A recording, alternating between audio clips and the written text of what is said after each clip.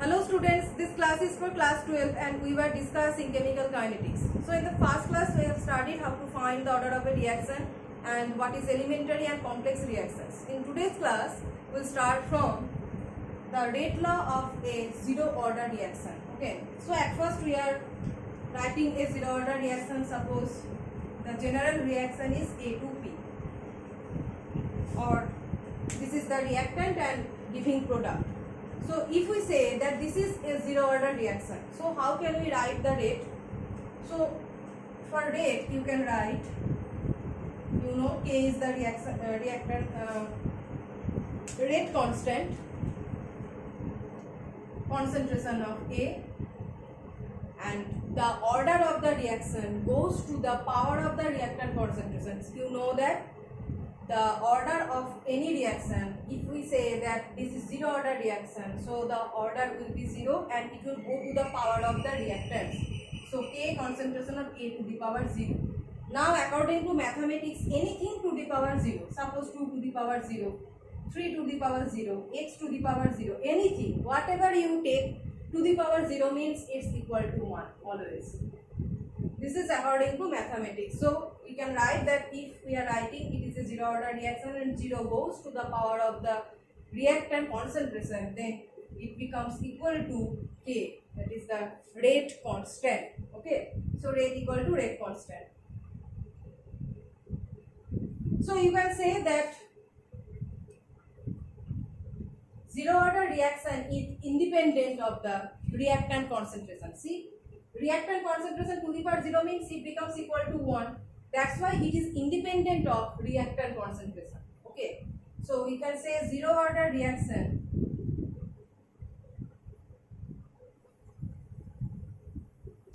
is independent of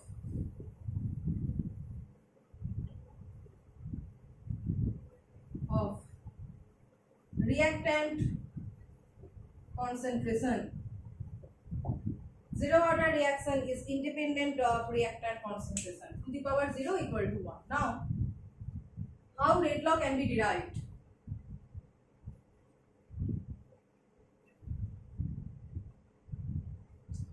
There are two methods to write down this rate.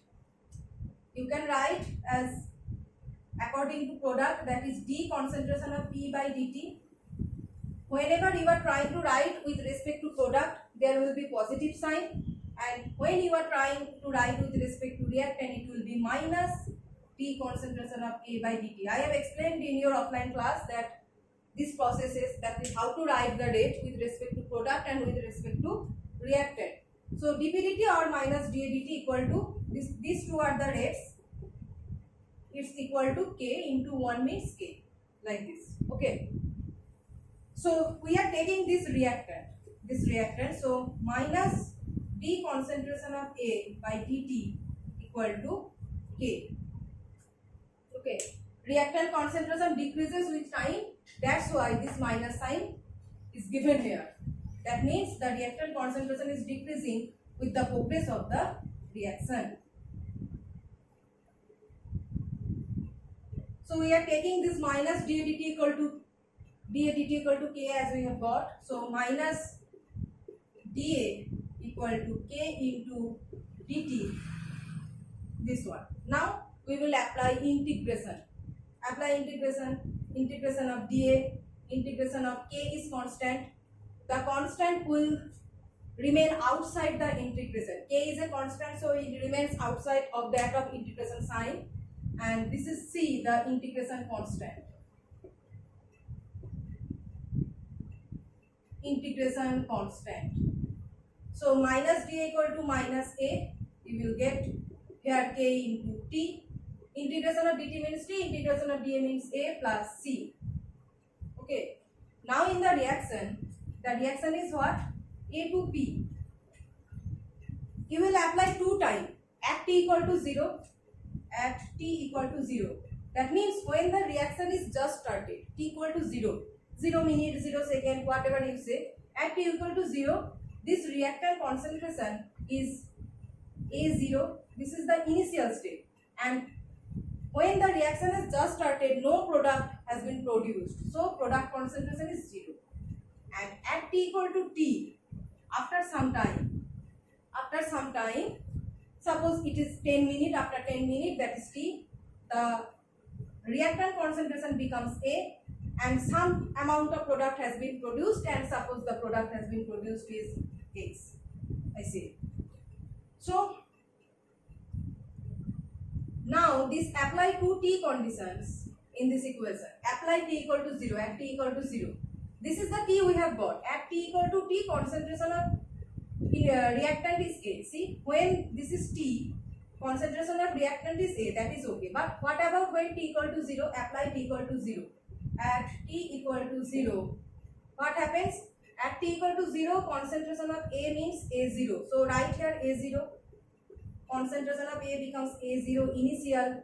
Apply T equal to 0 here. T equal to 0 apply plus C. Next, it becomes minus A0 equal to C. Okay, we have got minus A0 equal to C. So this is the value of C. Now put this value of C in this equation. So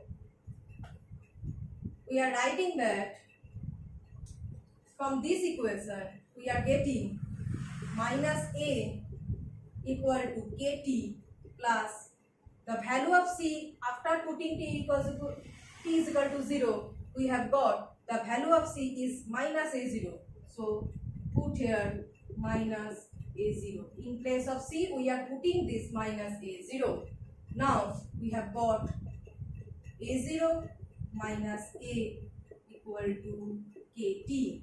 This is the integrated rate law for zero order reaction. This is called the integrated rate law for a zero order reaction. And from here we can explain the graphical representation of any rate law. The graphical representation of any rate law, that is, any rate law means for any zero order reaction. So if we draw the concentration of A versus time, concentration of A versus time, if we plot, then here from concentration of A we are getting A0 minus AT. See, from here we are getting concentration of A means A0 minus KT. So concentration of A versus T when we plot, T means this one is negative slope minus K. Minus K means slope will be negative. So negative slope, this slope is minus K. And what about the intercept? This one, this A0 is the intercept. And this graph has been plotted according to y equal to mx plus c. This is the straight line equation. Y equal to mx plus c is the straight line equation where m is the slope, y versus x plot, this m is the slope. Here positive slope means m is positive, but here I have drawn downwards because it is negative. See, this t is like, this is mx plus c and this is y. So this m, the slope is negative, so that's why negative. T is just like x, see x, and this a is like y. Y is a like this. Okay. So just like y equal to mx plus c, we have got the integrated rate law equation and corresponding graph. Okay. So if we draw the graph of rate versus reactant concentration, this one.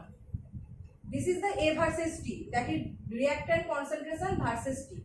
But if instead of reactant concentration, this is reactant concentration,